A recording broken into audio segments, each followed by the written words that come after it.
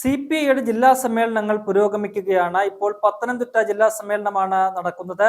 മുൻപ് നടന്ന പല ജില്ലാ സമ്മേളനങ്ങളിലും സർക്കാരിനെ നയിക്കുന്ന CPM-നും മുഖ്യമന്ത്രി പിണറായി വിജയനുമെതിരെ അതിരൂക്ഷമായ വിമർശനങ്ങളാണ് സമ്മേളനത്തിൽ പ്രതിനിധികൾ ഉയർത്തിയത്. കോട്ടയം ജില്ലാ സമ്മേളനത്തിൽ മുഖ്യമന്ത്രി ഏകാധിപതിയെ പോലെ പെരുമാറുന്നു, ഒപ്പം തന്നെ CPIയുടെ മന്ത്രിമാരെ മുഖ്യമന്ത്രി ഗവനിക്കുന്നില്ല എന്നൊക്കെയുള്ള വിമർശനങ്ങൾ ഉണ്ടായിരുന്നു. പത്തനംതിട്ടയിലേക്ക് വരികയാണെങ്കിൽ പത്തനംതിട്ടയിലെ ജില്ലാ സമ്മേളനവുമായി ബന്ധപ്പെട്ടുള്ള രാഷ്ട്രീയ വിശകലന റിപ്പോർട്ടിൽ അതിരൂക്ഷമായ വിമർശനം ഇതേപോലെ തന്നെ പ്രതിനിധികൾ ഉന്നയിക്കുന്നുണ്ട്. അതിൽ പ്രധാനപ്പെട്ട കാര്യമെന്ന് പറയുന്നത് ഈ സർക്കാരിന്റെ കാലത്ത് കൊടും ക്രിമിനലുകൾക്ക് വേണ്ട എല്ലാ സഹായങ്ങളും ലഭിക്കുന്നു എന്നതാണ്. ഒപ്പം തന്നെ അതിൽ എടുത്തു പറയുന്നത് കൊടിസുനിയെ പോലുള്ള ക്രിമിനലുകൾക്ക് ജയിലുകൾ സുഖവാസ കേന്ദ്രങ്ങളാണ് എന്നതാണ്. ഒപ്പം തന്നെ ഈ പറയുന്ന പോലെ പോക്സോ കേസുകളിലെയും ഒക്കെ തന്നെ പ്രതികൾക്ക് വേണ്ട കാപ്പ പോക്സോ കേസിലെ പ്രതികൾക്ക് രാഷ്ട്രീയമായ സ്വീകരണം ലഭിക്കുന്നു എന്ന വിമർശനവും ഈ റിപ്പോർട്ടിൽ ഉന്നയിക്കുന്നുണ്ട്. വളരെ പ്രധാനപ്പെട്ട ഒരു വിമർശനമാണിത്. കാരണം ഈ ആഭ്യന്തര വകുപ്പ് ഭരിക്കുന്നത് മുഖ്യമന്ത്രി പിണറായി വിജയനാണ്. ആ കാലഘട്ടത്തിൽ കൊടും കുറ്റവാളികൾക്ക് ഈ രീതിയിൽ രാഷ്ട്രീയമായ സഹായങ്ങൾ ലഭിക്കുന്നു, അല്ലെങ്കിൽ രാഷ്ട്രീയമായ പിന്തുണ ലഭിക്കുന്നു എന്ന വലിയ വിമർശനം ഉന്നയിക്കുന്നത് വഴി മുഖ്യമന്ത്രിയുടെ ഒരു കെടുകാര്യസ്ഥ തന്നെയാണ് CPIയുടെ പ്രതിനിധികൾ ഉന്നപ്പെടുന്നത്. നമുക്കറിയാം, കൊടിസുനിയുമായി ബന്ധപ്പെട്ട് അല്ലെങ്കിൽ TP ചന്ദ്രശേഖരൻ വധക്കേസിലെ പ്രതികളുമായി ബന്ധപ്പെട്ട് അടുത്ത കാലത്ത് ഉയർന്നു വന്ന നിരവധി വിവാദമായ വാർത്തകളുണ്ട്. ഈ കൊടിസുനി ഉൾപ്പെടെയുള്ള പ്രതികൾ ജയിലിന് പുറത്തു വെച്ച് മറ്റൊരു ജയിലിലേക്ക് കൊണ്ടുപോയി തിരിച്ചു കൊണ്ടുവരും വഴി പൊതുസ്ഥലത്ത് വെച്ച് മദ്യപിക്കുന്ന ഒരു കാഴ്ചയുണ്ടായ. ഒപ്പം തന്നെ ഈ പ്രതികൾക്ക് ജയിലിൽ എല്ലാവിധ സൗകര്യങ്ങളും ലഭിക്കുന്നു എന്ന തരത്തിലുള്ള റിപ്പോർട്ടുകൾ പുറത്തു വന്നു. ജയിലിനകത്തും പുറത്തും ഇവർ ലഹരി വസ്തുക്കൾ ഉപയോഗിക്കുന്നു എന്നതിനപ്പുറത്ത് ജയിലിനകത്ത് നിന്നുകൊണ്ട് ഇവർ ഒരു സംഘമായി നിന്നുകൊണ്ട് ഏതാണ്ട് 4ഓളം പ്രതികൾ ജയിലിന് പുറത്തെ ലഹരി വിൽപ്പനയെ നിയന്ത്രിക്കുന്നു, അല്ലെങ്കിൽ ലഹരി വിൽപ്പന കേന്ദ്രങ്ങളെ, സംഘങ്ങളെ നിയന്ത്രിക്കുന്നു എന്ന ഒരു വലിയ രീതിയിലുള്ള ഒരു റിപ്പോർട്ട് ജയിൽ വകുപ്പ് അടുത്തിടയ്ക്ക് സമർപ്പിക്കുകയുണ്ടായി. അത്തരത്തിൽ ഈ പറയുന്ന കൊടിസുനി ഉൾപ്പെടെയുള്ള പ്രതികൾക്ക് ജയിലിനകത്ത് വലിയ രീതിയിലുള്ള നിർബാധമായ സഹായങ്ങൾ ഈ ജയിൽ വകുപ്പിന്റെ ജയിൽ ഉദ്യോഗസ്ഥരുടെ ഭാഗത്തു നിന്ന് ലഭിക്കുന്നു എന്നത് നമ്മൾ കഴിഞ്ഞ ദിവസങ്ങളിലൊക്കെ കേട്ട വാർത്തയാണ്.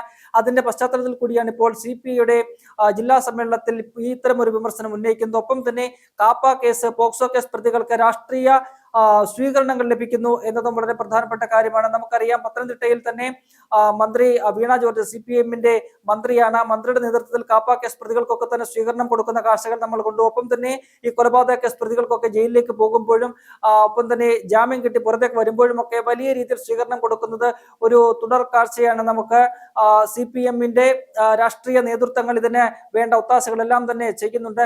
ആ പശ്ചാത്തലത്തിൽ കൂടി CPIയുടെ ഈ വിമർശനത്തെ നമുക്ക് കാണേണ്ടതുണ്ട്. കൂടാതെ നേരത്തെ സൂചിപ്പിച്ചതുപോലെ കോട്ടയത്തേക്ക് വരികയാണെങ്കിൽ കോട്ടയം ജില്ലാ സമ്മേളനത്തിൽ മുഖ്യമന്ത്രിക്കെതിരെ അതിരൂക്ഷമായ വിമർശനമാണ് ഉന്നയിച്ചത്. CPIയുടെ മന്ത്രിമാരെ മുഖ്യമന്ത്രി ഗവനിക്കുന്നില്ല. ധനവകുപ്പ് CPIയുടെ വകുപ്പുകളെ ഗവനിക്കാതെ, അല്ലെങ്കിൽ അവരെ കണ്ട ഭാവം പോലും നടിക്കാതെ, വേണ്ട സഹായം നൽകാതെ ഇട്ട് ദ്രോഹിക്കുകയാണ് എന്ന തരത്തിലുള്ള വിമർശനങ്ങളുണ്ട്. കൂടാതെ ഈ പറയുന്നത് പോലെ ADGP MR അജിത് കുമാറിനെ പോലെയുള്ള പോലീസ് ഉദ്യോഗസ്ഥർ CPIയുടെ മന്ത്രിമാരെ പോലും ഗവനിക്കുന്നില്ല, അല്ലെങ്കിൽ മന്ത്രിമാരെ പോലും ഇത്തരത്തിലുള്ള ഉദ്യോഗസ്ഥർ ഗവനിക്കുന്നില്ല എന്ന വിമർശനവും പത്തനംതിട്ടയിൽ ഉയർന്നിട്ടുണ്ട്. അതും നമുക്ക് അറിയാം. നേരത്തെ ഈ പറയുന്നത് പോലെ തൃശൂർ പൂരം കലക്കലുമായി ബന്ധപ്പെട്ട് CPIയുടെ ജില്ലയിൽ നിന്നുള്ള മന്ത്രിയായ K രാജൻ, അദ്ദേഹം പോലീസിന് മൊഴി നൽകിയിരുന്നു. അദ്ദേഹത്തിന്റെ മൊഴിയൊക്കെ തന്നെ പുറത്തു വരികയും അത് വലിയ രീതിയിൽ വിവാദമാവുകയും ചെയ്തിരുന്നു. അതായത് ഈ പൂരം ദിവസം രാത്രിയിൽ പൂരം കലക്കലുമായി ബന്ധപ്പെട്ടുള്ള വിവാദങ്ങൾ, അല്ലെങ്കിൽ അത്തരത്തിൽ പൂരത്തിൽ പ്രശ്നങ്ങൾ ഉണ്ടാകുന്ന സമയത്ത് മന്ത്രിയായ K രാജൻ തന്നെ ഈ ADGP MR അജിത് കുമാർ, അദ്ദേഹം വന്ന ക്രമസമാധാന ചുമതലയുള്ള ADGP കൂടിയാണ്, അദ്ദേഹത്തെ തന്റെ പേഴ്സണൽ നമ്പറിലും ഔദ്യോഗിക നമ്പറിലും വിളിച്ചിട്ട് MR അജിത് കുമാർ ഫോൺ എടുത്തില്ല എന്ന വളരെ ഗുരുതരമായ ഒരു വെളിപ്പെടുത്തൽ K രാജൻ നടത്തിയിരുന്നു. അതിനുശേഷം ഈ പറയുന്ന പോലെ പൂരം കലങ്ങുന്ന ഒരു സാഹചര്യം ഉണ്ടായപ്പോൾ അതിൽ കാര്യക്ഷമമായി ഇടപെടണമെന്നൊരു ആവശ്യം അദ്ദേഹം ഉന്നയിച്ചു. എന്നാൽ അതൊന്നും തന്നെ ചെവിക്കൊള്ളാൻ MR അജിത് കുമാർ തയ്യാറായില്ല. അങ്ങനെ ഈ പൂരം കലങ്ങുകയും അത് പിന്നീട് അവിടെ BJPക്കും BJPയുടെ പ്രതിനിധിയായ BJPയുടെ സ്ഥാനാർത്ഥിയായ സുരേഷ് ഗോപിക്കും ലോക്സഭാ തെരഞ്ഞെടുപ്പിൽ വലിയ രീതിയിൽ നേട്ടമുണ്ടാകുന്ന ഒരു കാഴ്ചയൊക്കെ തന്നെ നമ്മൾ കണ്ടു.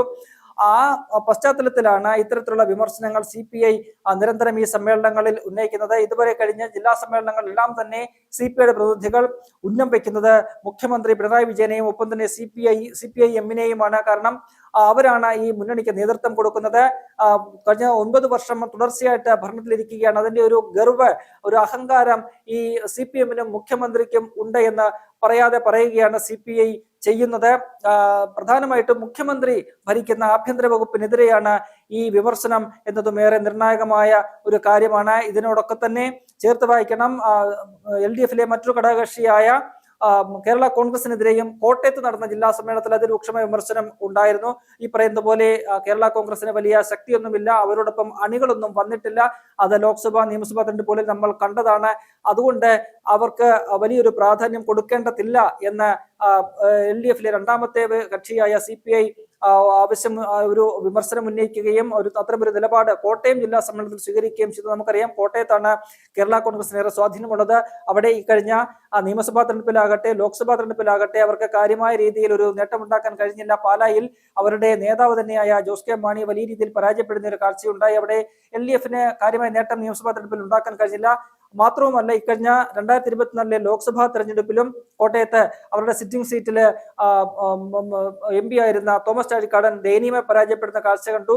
അതിന്റെയൊക്കെ അടിസ്ഥാനത്തിലാണ് ഈ കോട്ടയത്ത് അല്ലെങ്കിൽ കേരള കോൺഗ്രസിന് ഈ പറയുന്ന പോലെ അവർ കൊട്ടിഘോഷിക്കപ്പെടുന്ന പോലെ വലിയ ഒരു ശക്തിയൊന്നുമില്ല, അവരെ വലിയ രീതിയിൽ ഗവനിക്കേണ്ട കാര്യമില്ല എന്നൊരു വിമർശനം ഉണ്ടായത്. അങ്ങനെ സ്വന്തം മുന്നണിയിലെ ഘടകകക്ഷികൾക്കെതിരെയും ആ മുന്നണിക്ക് നേതൃത്വം കൊടുക്കുന്ന CPM-ഉം ഒപ്പം തന്നെ മുഖ്യമന്ത്രി പിണറായി വിജയനുമെതിരെ അതിഗുരുതരമായ വിമർശനങ്ങൾ, രൂക്ഷമായ വിമർശനങ്ങളാണ് ഇതുവരെ കഴിഞ്ഞ ഈ ജില്ലാ സമ്മേളനങ്ങളിലൊക്കെ തന്നെ CPI-യുടെ പ്രതിനിധികൾ ഉയർത്തിയിരിക്കുന്നത്.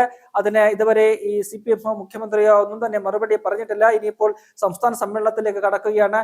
അവിടെയും സമാനമായ രീതിയിൽ ഈ സർക്കാരിന്റെ വീഴ്ചകൾ തുറന്നു കാട്ടിക്കൊണ്ട് വലിയ രീതിയിലുള്ള വിമർശനങ്ങൾ ഉണ്ടാകും. കാരണം ഈ പറയുന്നത് പോലെ അടുത്ത വർഷം നിയമസഭാ തെരഞ്ഞെടുപ്പ് വരികയാണ്. അവിടെ വിജയിച്ച് ഒരു തുടർച്ചയായ 3ാം തവണയും അധികാരത്തിലെത്തുക എന്ന ലക്ഷ്യമാണ് CPM ലക്ഷ്യമിടുന്നത്. ആ ഒരു ലക്ഷ്യത്തോടു കൂടിയാണ് അവർ മുന്നോട്ട് പോകുന്നത്. അങ്ങനെ ഒരു തുടർഭരണം 3ാം തവണയും വേണമെന്നുണ്ടെങ്കിൽ ഈ പറയുന്ന പോലെയുള്ള ഒരു പോക്ക് ശരിയാകുകയില്ല. മുന്നണി മര്യാദ പാലിക്കണം, ഒപ്പം തന്നെ ഈ പറയുന്ന പോലെ ഘടകകക്ഷികളെയൊക്കെ ഒരേ രീതിയിൽ പരിഗണിക്കണം, തങ്ങൾക്ക് മതിയായ ഒരു പരിഗണന വേണം എന്നുള്ള ഒരു ആവശ്യം കൂടിയാണ് ഇത്തരം വിമർശനങ്ങളിലൂടെ CPI മുന്നോട്ട് വെക്കുന്നത്.